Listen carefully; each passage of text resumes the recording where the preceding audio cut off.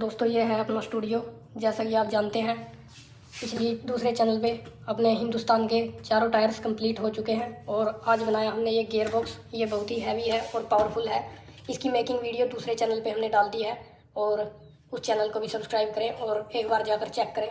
आपको एक बार इसकी पावर चेक करवाता हूँ।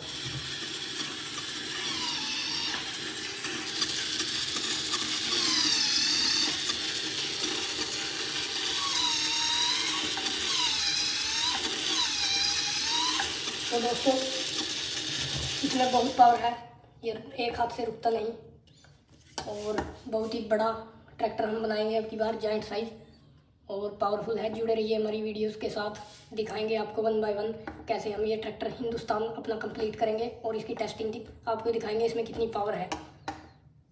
और जिसने उस चैनल को सब्सक्राइब नहीं किया, लिंक मैं डिस्क्रिप्शन में दे दूँगा, उसको भी जाकर सब्सक्राइब करें।